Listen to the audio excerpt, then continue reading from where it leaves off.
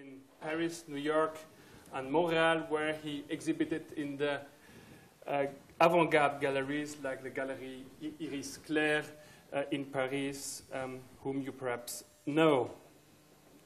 He did amazing collaboration, so with Peter Blake, with Rainer Banham, was friend with photographers like Harry Schenk and Janos Kender, met people like Yves Klein, Salvador Dali, Frederick Kiesler, or Andy Warhol.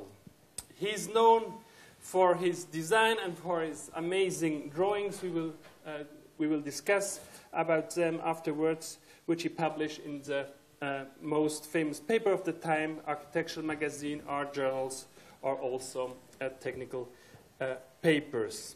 He is actually on show at AA Architectural Association in London. We hope to get the exhibition also here at GTA, and parallel to the exhibition was published also a first monograph with text by Tom Weaver, Alessandra Ponte, and myself. François, welcome in Zurich. We are really happy to have you here. And let's begin perhaps with the first picture. That's you. Believe it is, yes. It is me when I was trying to get close to architecture, actually. I was trying to get into architecture, the École des Beaux-Arts in Paris. And to get in, I had to go through all kind of events, and particularly the shaving of my hair that happened, actually. And it was done in a way that was premonitional to the fact that I was going to be involved in designing highways. So I didn't know then that will be the way I would be doing highways, but in any case, they fixed my head to carry the highway. So these were highways, right? Yeah, this was a highway, yes. And actually, how comes that you went to the École des Beaux-Arts? You were born in Morocco, then moved back to France just around 1945. Yeah, right. Well, it's because of a chameleon, actually. You know what a chameleon is? A chameleon. You know what a chameleon is? Yes, of course. Okay. It was sitting by the edge of a swimming pool in Meknes, where I used to be. And this chameleon, as you know, change skin color depending where he stands. So where he's on a piece of wood is the color of wood. When he's on concrete, it's the color of concrete. So in any case, that animal kind of inspired me, and I got into another kind of an animal that wouldn't react the same way. And then I moved to Paris, and then I tried to study, which was not easy, and I ultimately tried again for des Beaux-Arts, l'École des Beaux-Arts in architecture. And then I got in, and I was a member of the atelier Le Maresquier, which was at the time one of the top 300 students atelier. And then I enjoyed it very much, except I was very shy. I couldn't say anything, because I say that because of the brimade, because of the fact that when you are in an atelier, you are shaved, like the way I was, and I didn't say anything, so they kept shaving me. They took me naked on Boulevard Saint-Germain, Boulevard Saint-Michel, and so I endured it. It was good for me because I was a bit shy. I was very shy. And ultimately, I started having a big laugh. And when I started laughing, then the tondeuse was set aside, and I was accepted as a member of the atelier. Then I was free. And but before studying, you obviously the stories that you went with your mom to see Auguste Perret. Yeah, I went to see Perret on Rue Renoir in one of his early cement buildings, and at the time he had gone away, but his wife kind of received me and my mother, and his wife was a short lady with a Fujita kind of a hairdo, and I was going to see her to see what I could do in terms of my future. I thought about architecture, so I asked her, and she encouraged me for that.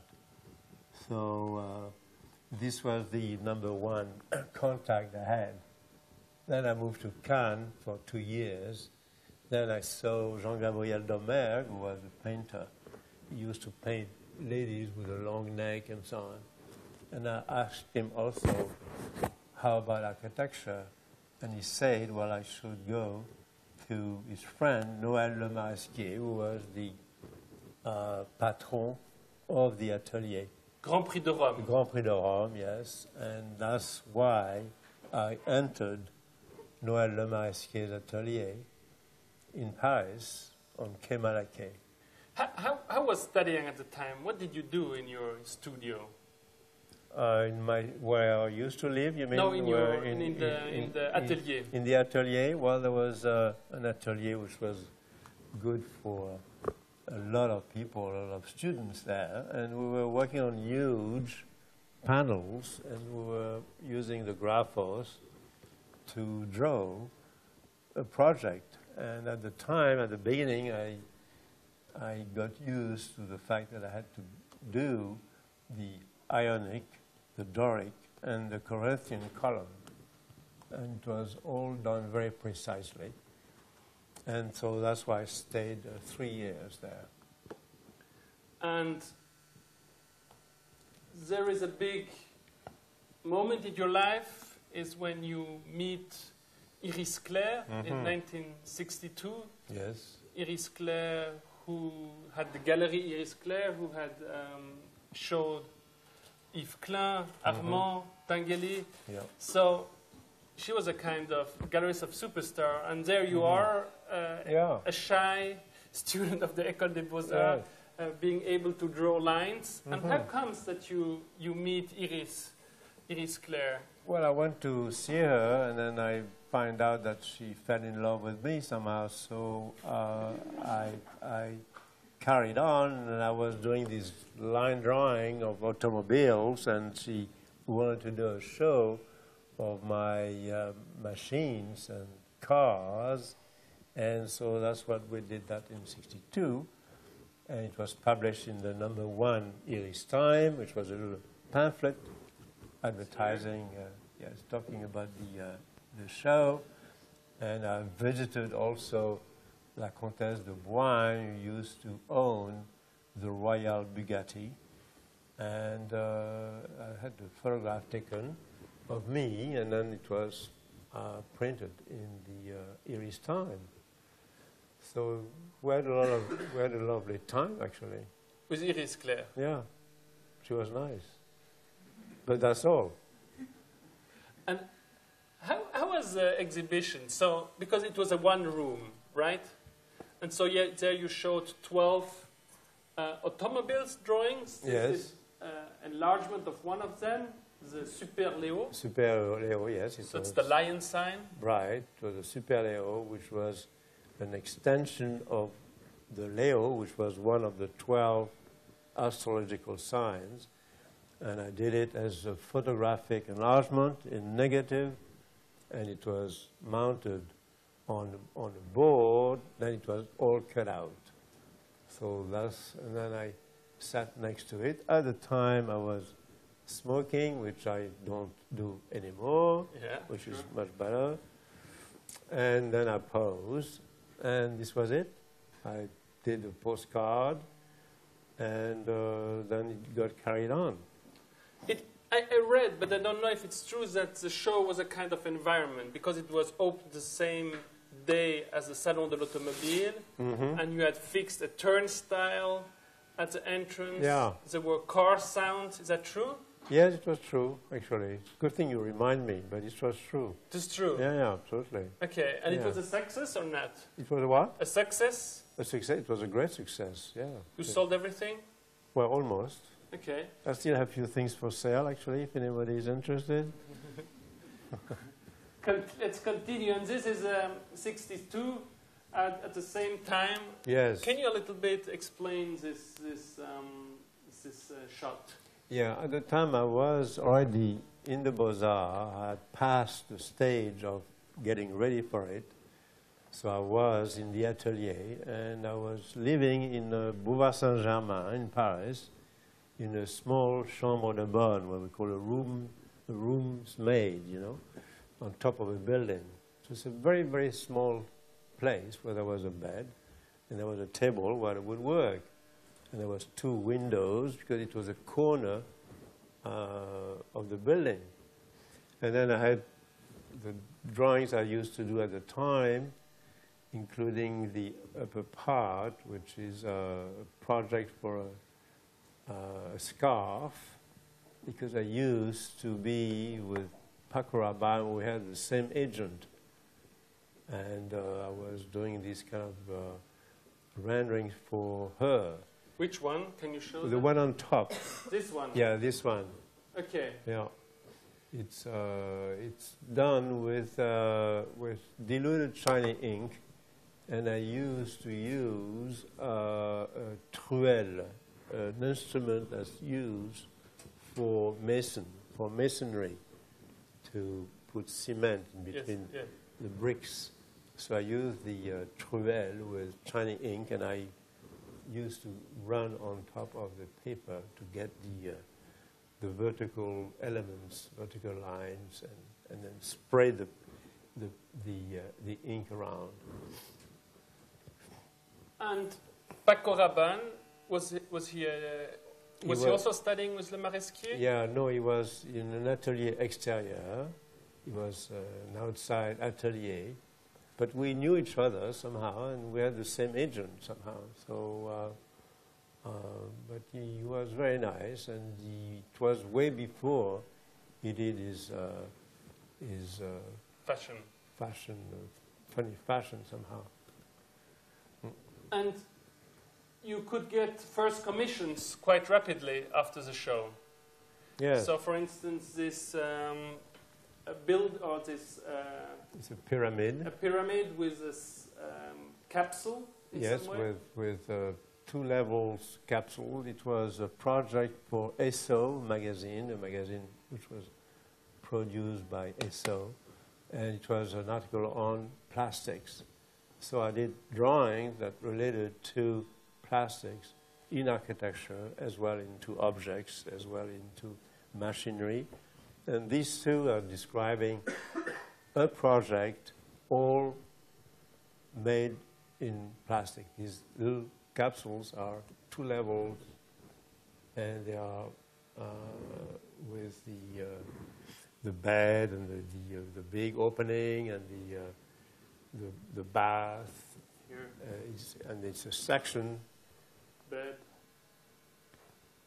His working space, the shelves. Yeah, right.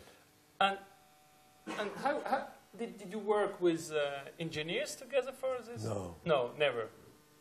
You just invented something. On my own, yes, certainly. Okay, because plastic, nobody was working on plastic at the time. I suppose, no. So you just took the commission and began to draw? Well, the fact is, I'm a born inventor. See, so I get a project. I don't know what to do until I think and I produce. That's the way it goes. Simple. But obviously you know a little bit about pipes and about... Well, anybody knows about pipes. Okay. We're all sitting on pipes.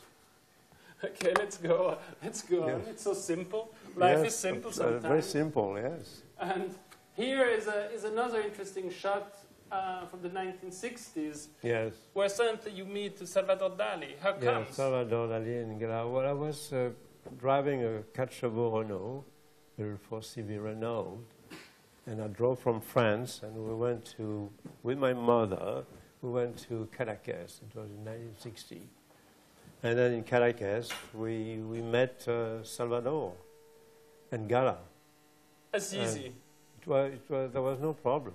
He liked visitors, so I did meet him. And this was before when I met him again in New York at the St. Regis Hotel.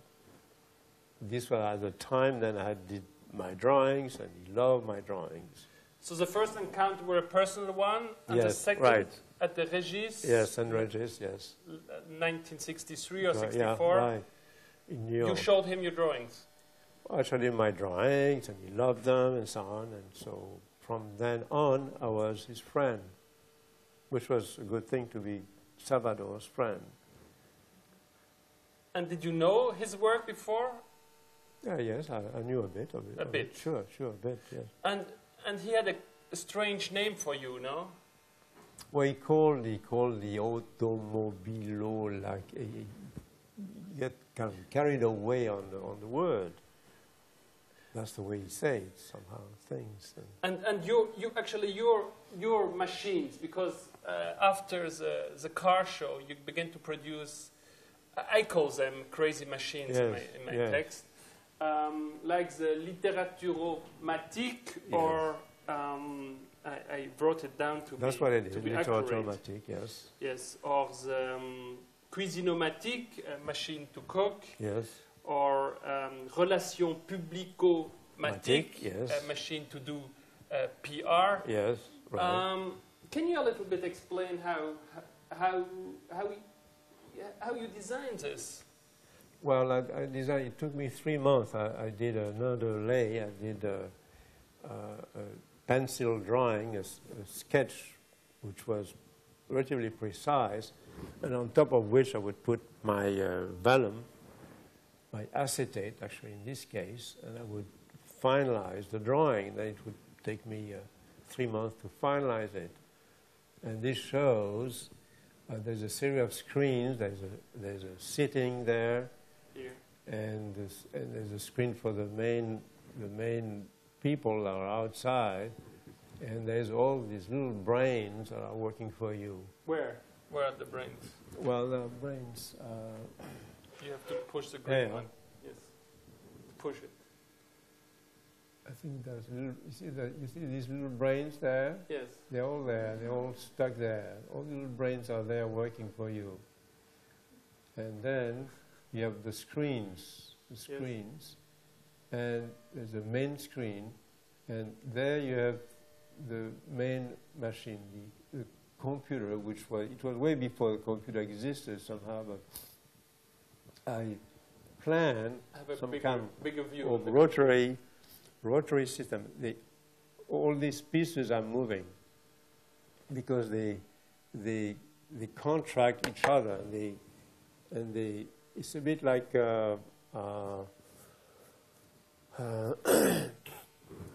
safe, you know, when you are calculating so it's a bit that principle somehow. And I'm trying to think about doing an animation of this to explain it in more details. And that drawing shows a machine that could be extended to the right. It could be endless. Here. You see, there it could be extended. Yeah, it will go to the right, to whatever needs there is. So it's machine for literature. Was it a comment on the today of the machine which would come into the daily life, or was it just a kind of it was something I used to do, because you never thought about critical comment or something? No. I used to do it on my own in my little chambre de bonne for 3 months, and that's all. And what were the tools to draw a machine like this? So you had a compass, obviously? There was compasses, there was some squares, there was some, most important, there was a Graphos. Graphos, which was a Swiss, German-made pen, which contained shiny ink, and there was some nibs at the end, and you would be able to draw a very fine line. And then this was replaced later on by the rapidograph, which rapidograph wasn't as black ink as the graphos. The graphos was pure China ink. So that's what I used to do this different thickness of lines. And then I used for big circles, because some drawings I did some big circles, I used a big compass. Anyway, it's a technique. That's what I learned at the École des Beaux-Arts. Yeah. All the technical stuff, like construction, didn't interest you. And then while I was at the Beaux-Arts, studying architecture, so-called, I was also working in architects' offices. I was earning a living because I didn't have a cent, evidently. And what's this here? Well, that's you. Yeah, that's me sitting, getting ready for a machine that I did, which was the intro. Yeah, this one was the clic-clac croc automatique. This was a machine that was, you sit in and you put your both hands in corridors of photocells, and this machine will make special things depending your level of nervousness, depending your hands, how nervous your hands move more or less, and they will trigger, there is a hand on top of it, and that hand would go after and slap the person you would talk to. And also, if the slap didn't work, you would have the feet that would go after the fellow or the lady who would try to talk to you, and you would kick him or kick her. And this was all extended, both of these. And then there was these two guns, which were pie throwers. There was a little pie manufacturer there, and the pie will be thrown out through guns. So the third thing is like if that guy or that lady wouldn't again agree with you, she would get a pie or two in the face. Dependent on their hair color, right? Well, absolutely. It can select. The hair color is very crucial, yes. Yes. Absolutely. So that machine, I used it a lot, actually. It's a blueberry for blonde women, yes, right? Right. And totally. the lemon for the brown ones. For the black guys, yeah. And the drawing you did for I did that for the Encyclopédie des farces et attrapes. It was a big kind of dictionary, some kind of a big book about farces et attrapes, like jokes, and I don't know how do you say attrape in English. They were books of series of jokes, thick book, and this was my double page because I think it's a joke. Is it not serious? Huh? No, not very much. But this encyclopedia was done by people in the circle of les lettristes and yes. Was there? The fellow whose name was Karadec. Karadec. Yeah, was the one who generated. And you knew him. I knew him somehow. Yes, certainly, and he wanted me to do that somehow. And here we continue. Actually, you leave Paris, 1963. Yes. Le Maresquier wanted you to go to Rome to get the Rome Prize, no? Yes. So because I did a rendering which he liked very much, and he took me aside and said, "Well, why don't I attempt to get into the Prix de Rome?" And I said, "Fine, thank you, grand maître," and so on. But ultimately, a few months later, I packed and went to New York. I left Paris. I didn't want to see anybody anymore, and I decided the weather was too gray there, and I wanted to hit New York. And I went with a friend of mine. We went to on the France. We crossed 7 days on the boat, and I was sick all the way along. And I I just was up out of my room to get to see the Statue de la Liberté in New York, and this was the beginning of a new life. And it's still a great beginning of a new life. And you had no job, no room, nothing. Only 1 cent I had. And 1 cent, yeah. And so you arrive in New York. Arrive in New York, and we. You had no friends.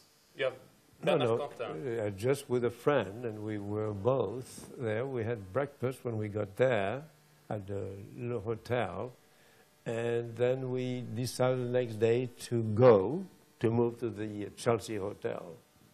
Okay, so you were aware of the Chelsea Hotel. Sometime we were told that the Chelsea was the place to be, and for sure it was the place to be, because we stayed.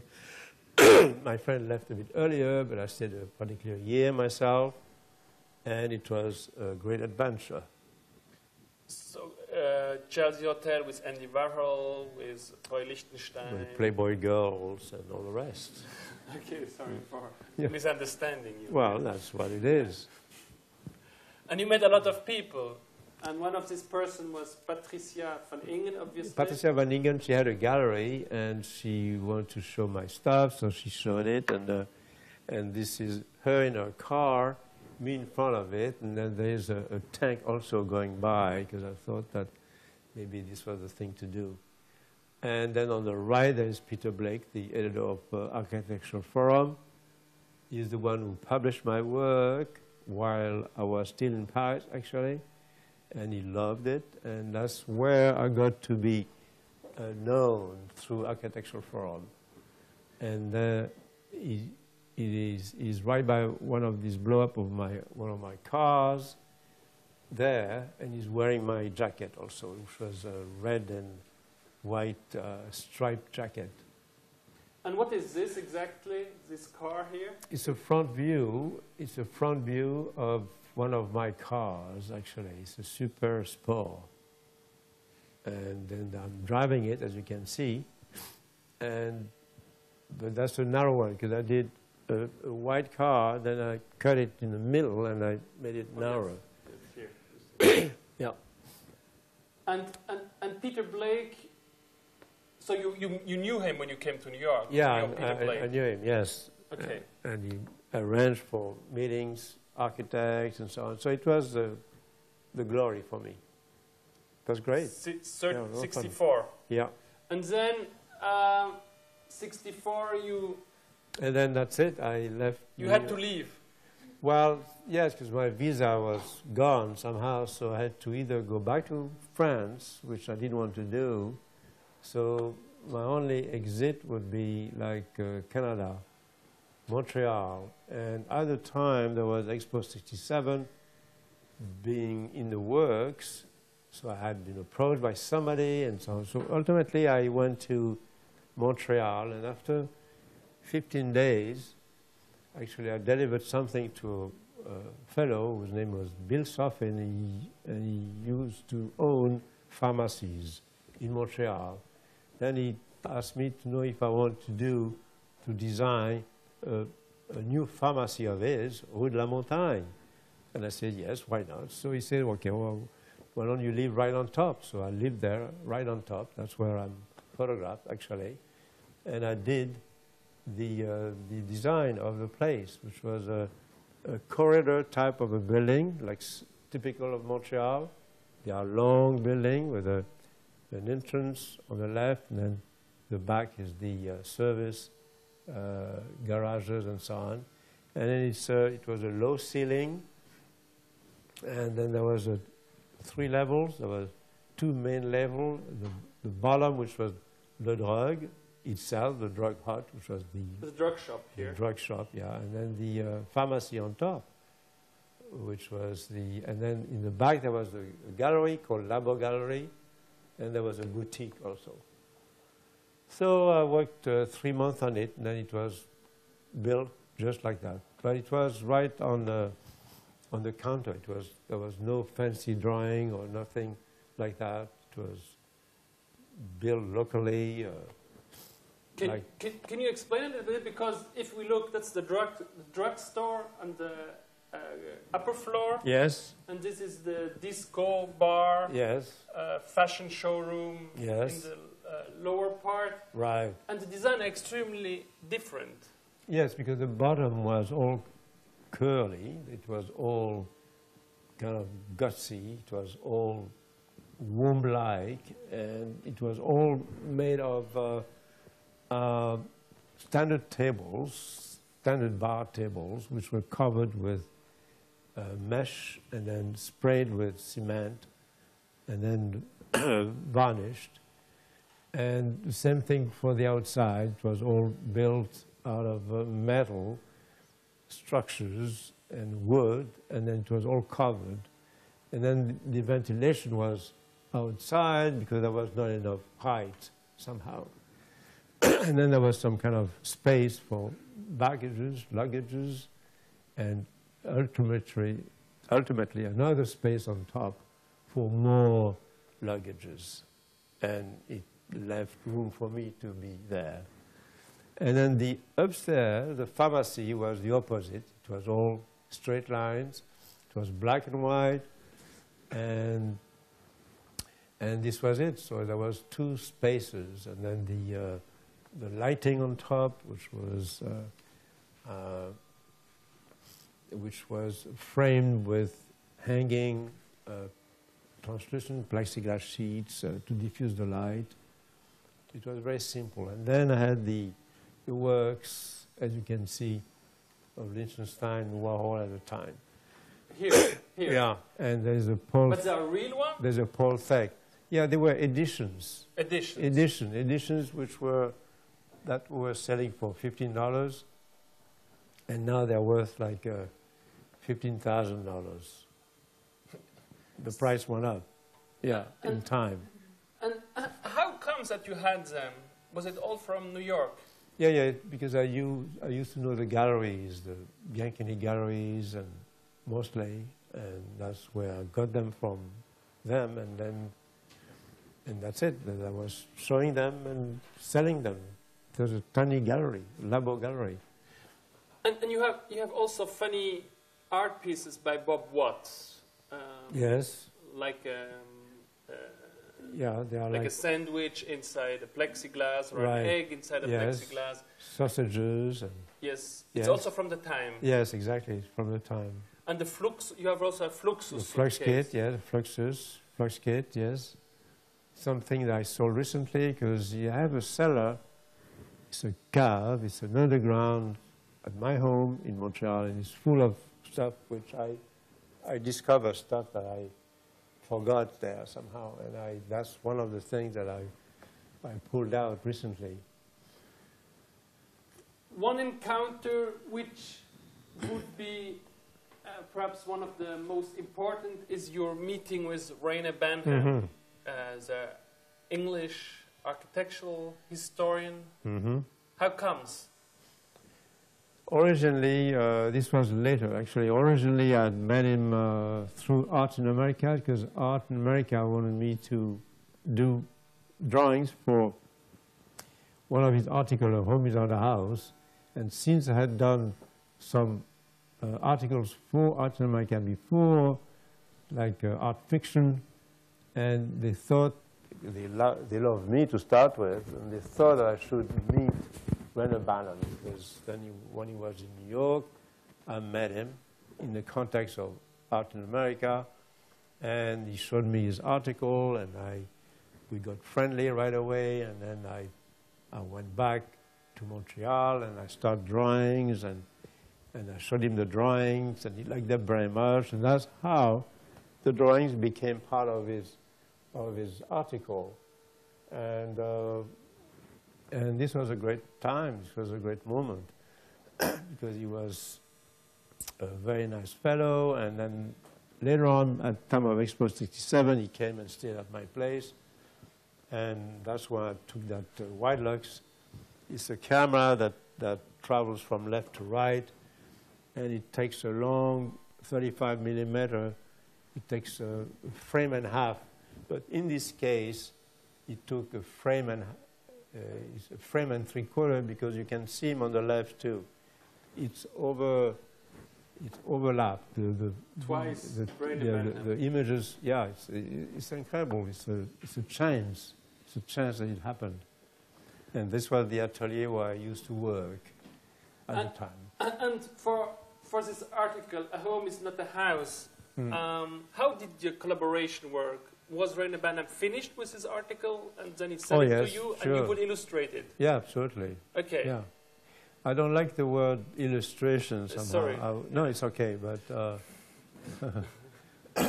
I did the drawings and then I fitted the two bodies, mine and the one of Renner, except Banham didn't want to pose naked, so I had to use my body and stuck his head on my body.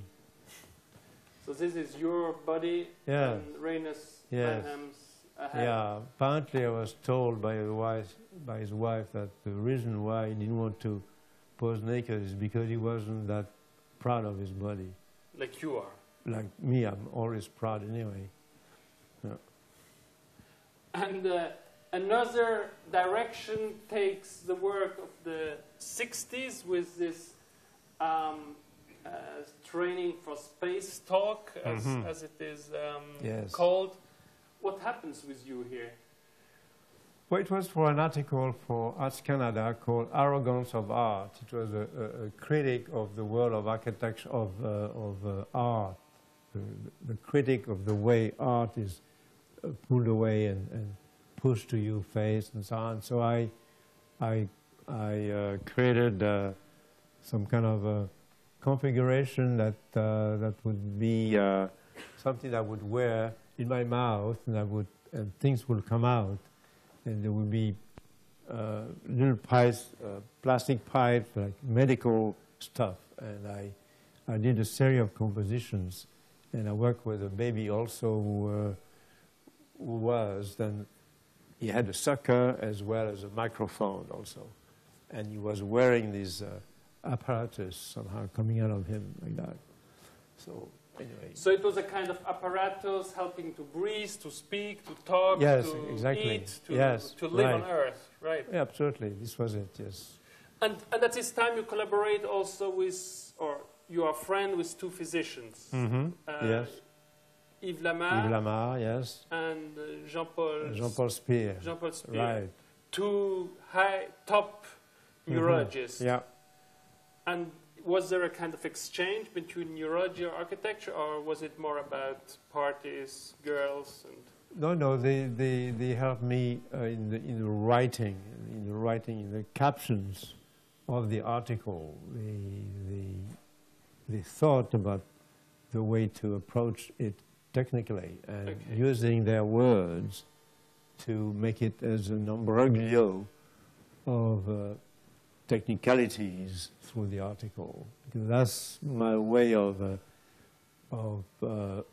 dealing with the subject, like of scientific-oriented, but it's presented as a farce, more or less. So the language becomes part of the irony. Extensive of the subject somehow. So it's a bit ironical, yes. And then another project is art fiction. It's the artist there, right? Yeah, art fiction was for Art in America. Yes, again. Yes. And that's the artist, the position of the artist with his new powers.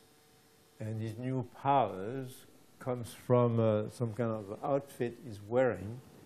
So this is an outfit? Yes. And this outfit is something that gives him extra power. So it's all described at the bottom with technical wording. And as you can see, he has both hands, plus he has the balancing spheres on the right and left, plus, yes, we're in the middle. Oh, there. this Yeah. one? Yeah. It's his belly in some way. These are the balancing organs. Yes. And then it has all the column vertebral that also is the major axis.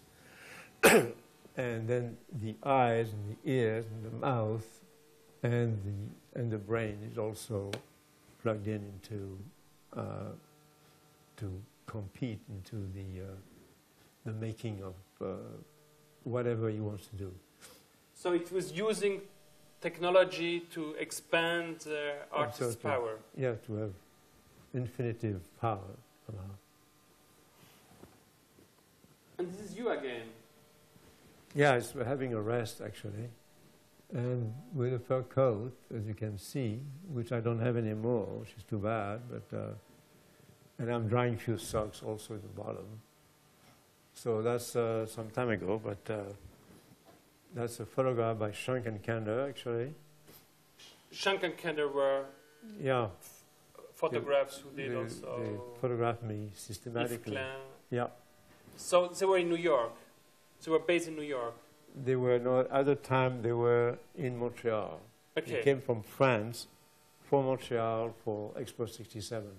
Okay, that's where you met them. Yeah, certainly. And they would do a series of shots of you. Yeah, right. And this one? In 66. This was in 66. And do you pose here, or is it just... Well, you can see I pose. Good. Yeah. I'm waiting, actually. Really? Yeah. Still? Yeah. And what's that? Well, that's a view. It's a negative view of the different models I used to do for Expo 67. When I did the wind flowers, the windmills, and vertically, it was all kinetic kind of work that I was doing models for. I was trying to sell ideas to Expo 67. But I only sold one idea, which was the pinwheel. Which is here. Yeah. Because we were partners, we were four. And ultimately, I wanted to do for La Ronde, which was a part of Expo 67, which was a part devoted to the fun area. And I wanted to get into at an early stage to actually control the whole area and not to do architecture, actually. You wanted to do an environment. Yeah, I want to do it with freely. Which is this one, right? Right. So there's a curtain of water. There's water jets that are standing up like that. And behind there is the station. There's a railway station. There's a little... of the expo. Of the expo.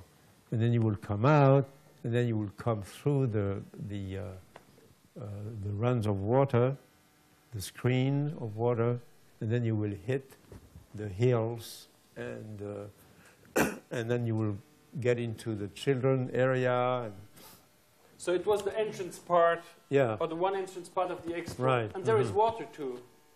Well, it's just shiny because the ground was treated as a shiny area.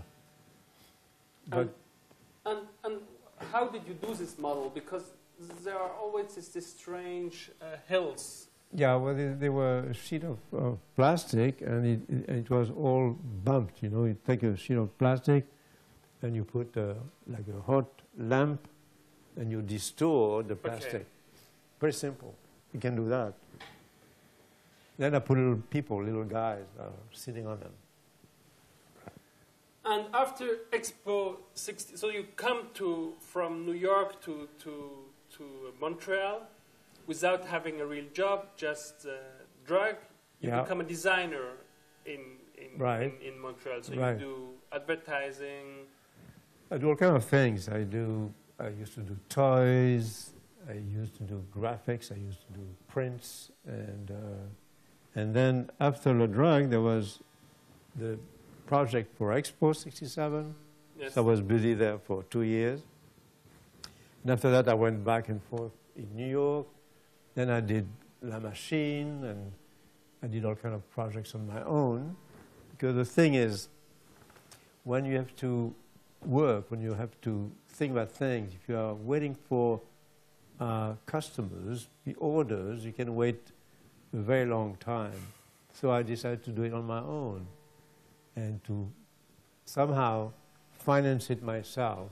But my way of financing was to make friends with industries, and since they liked me, they would not charge that much to produce.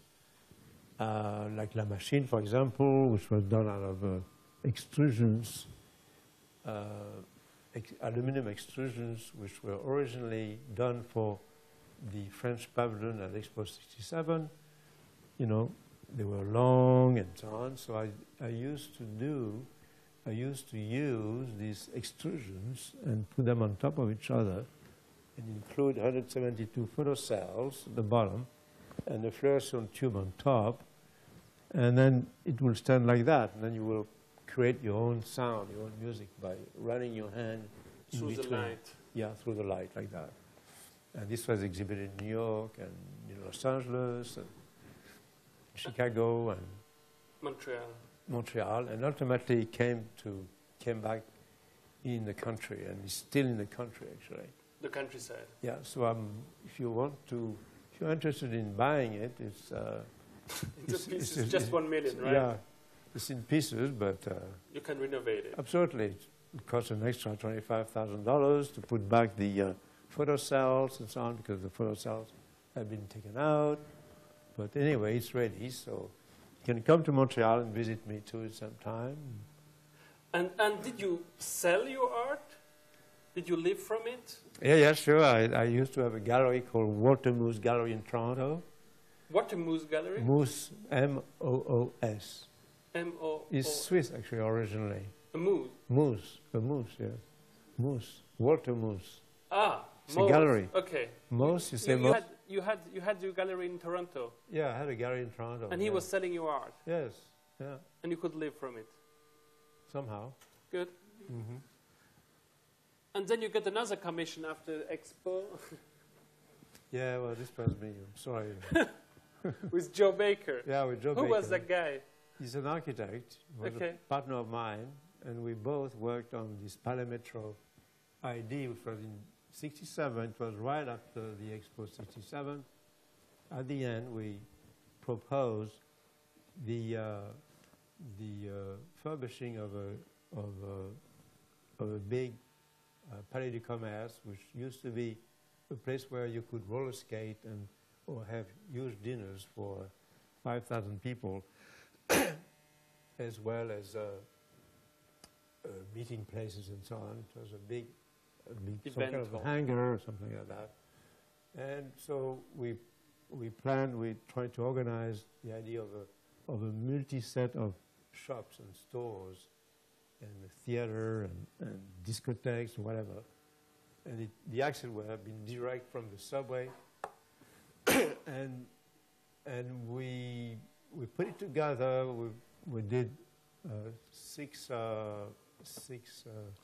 long suitcase with a tape recorder with a sound, and this was given to salesmen with pointy shoes that would go around and trying to sell the ID.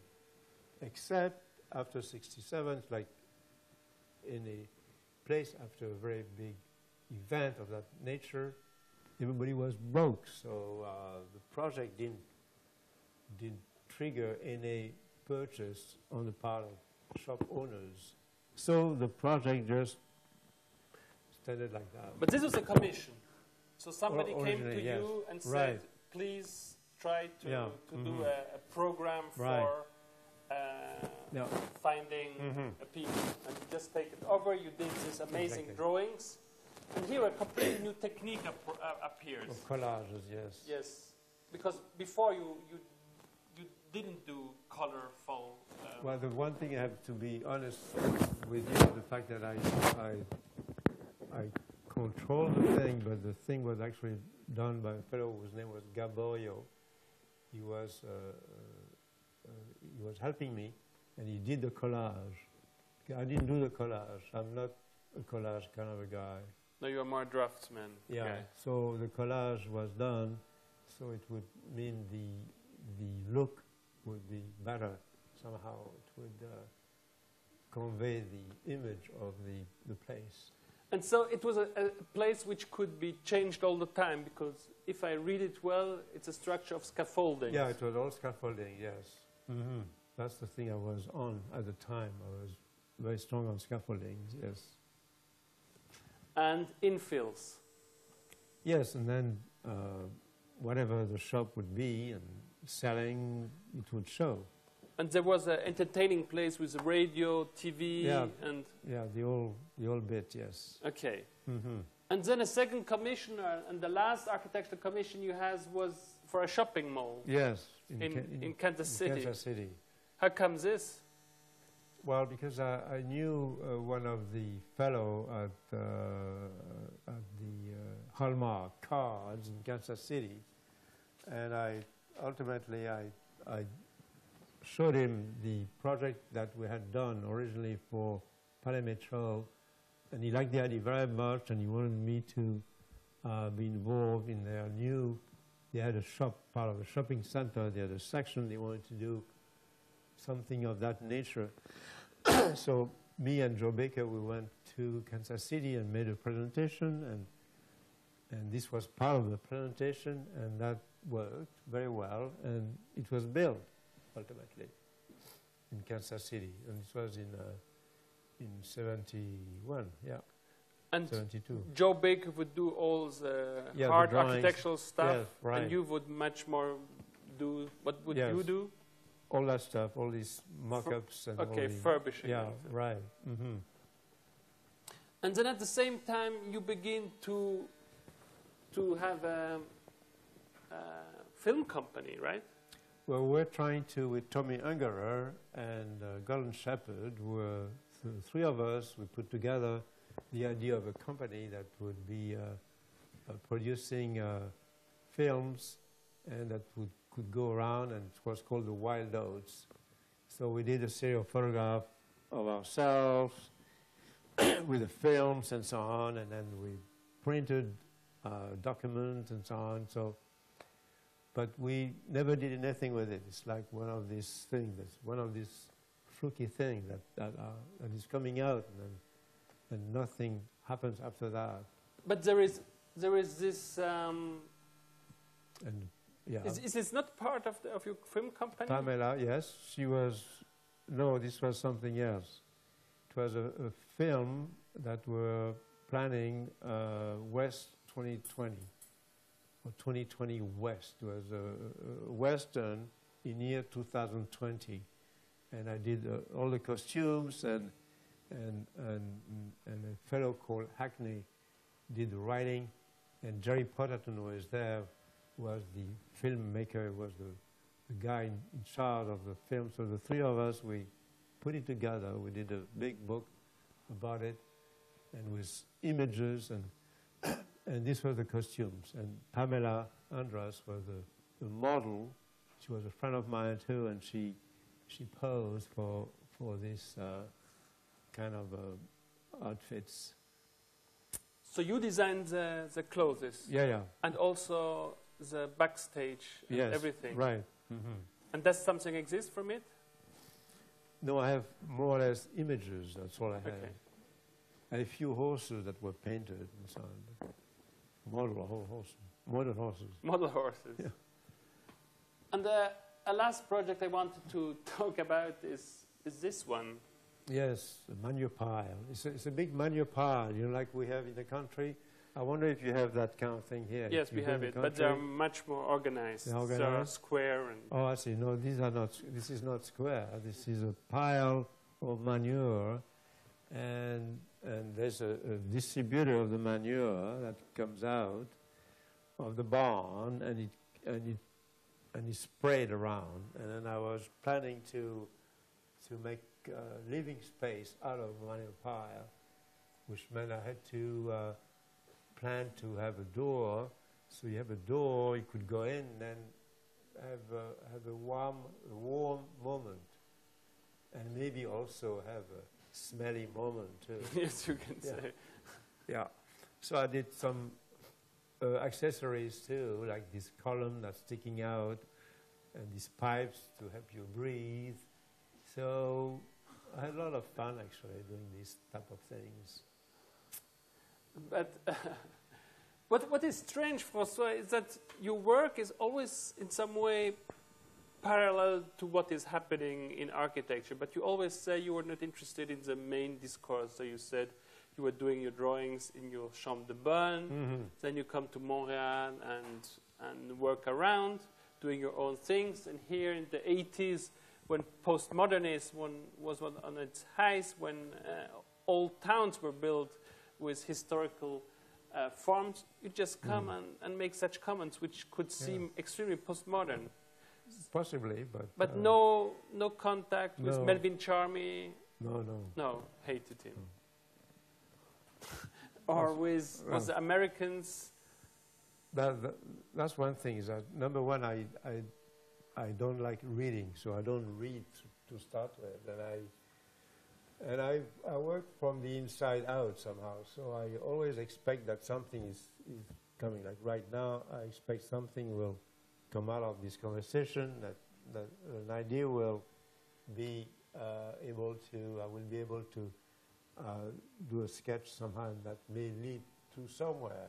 So that's the way I work. I work totally on myself. So if you want something that will come out of me, you may have to get me and put me in a suitcase and take me around and then open it, and then I'll get you something that would make sense somehow. So voila. And what are you doing now? All kind of things. I'm talking to you. Good. Yes, I'm aware of it. To you. Well, I'm doing some assis, some kind of furniture, some not suitable furniture. They are out of straight sheets of aluminum that are bent and curved, but they are folded and bent, yes, and then they are anodized. It's very simple, and I'm working on a series of type of furniture in brackets that would go along with it, and I'm trying to do an installation based on that. And then I'm working on my new site also, because I have a site which is a bit old, so I'm redoing it now. So soon you'll be able to see all kind of things I've been working on and things I will work on my new site. Hopefully it'll be very soon. Thank you very much. Are there some comments, questions? And I'm sorry for my throat, because I have a terrible throat somehow. But it's fine. Yeah. So thank you very much, François. Thank you. Thank you. And if somebody wants to know more, there is this fantastic book which can be get at our chair. Right. And François is here this morning, so you can also have a signature in it if you want to. And if not, we meet each other next week for the next course at 8 o'clock again, and not 8:30. I'm sorry for that. But if you have any question, don't hesitate. If you have anything you're worried about, that you want to know.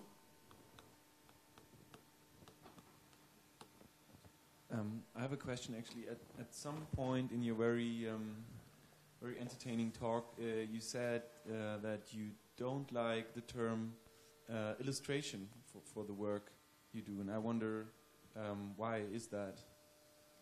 Because I think illustration means like you follow something, you follow a theme that's given to you, and in my case, I don't do that. I do my own drawing. It's inspired from the text, but I don't follow it.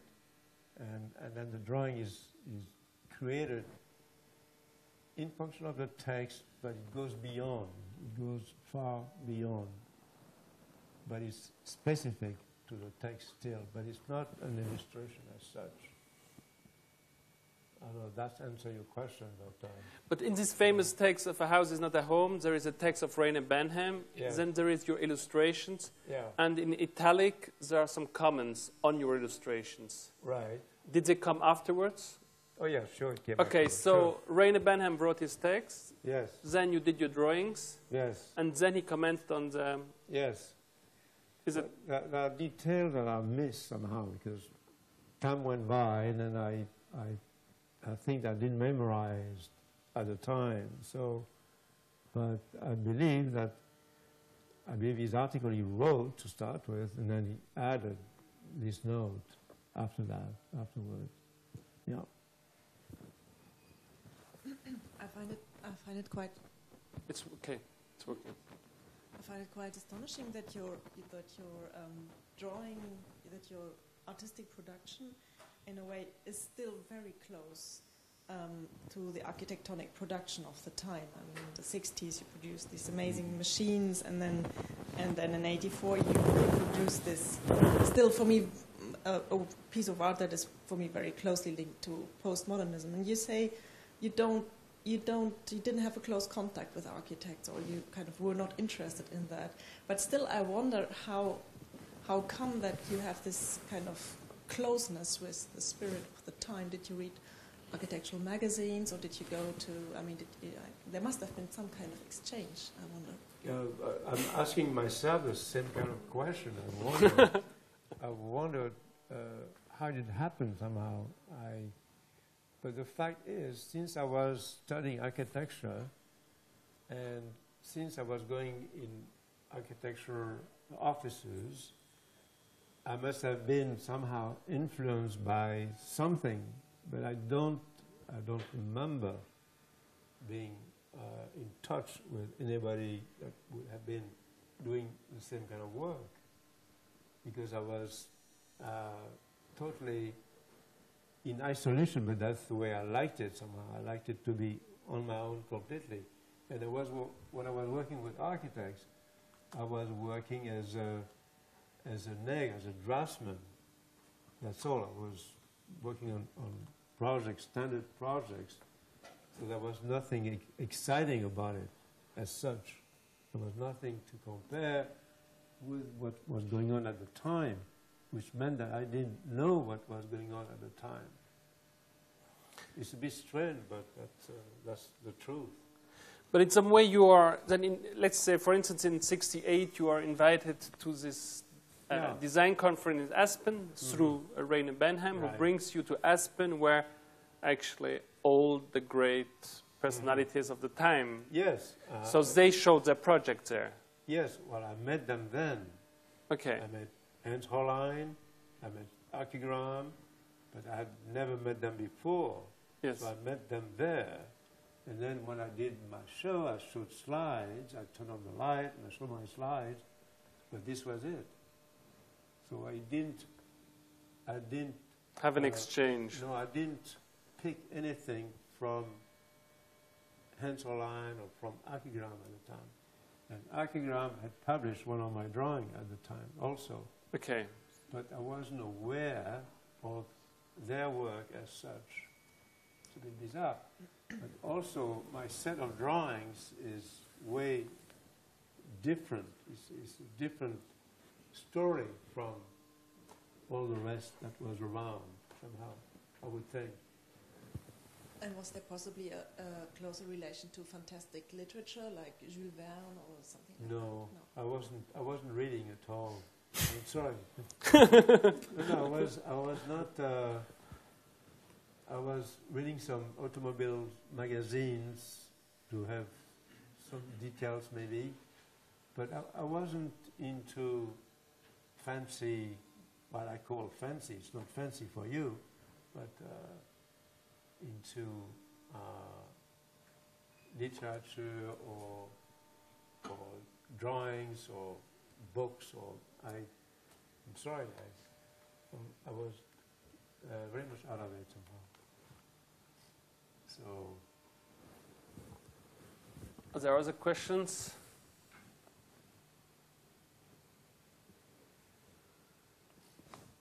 So, François, thank you very much. Very good.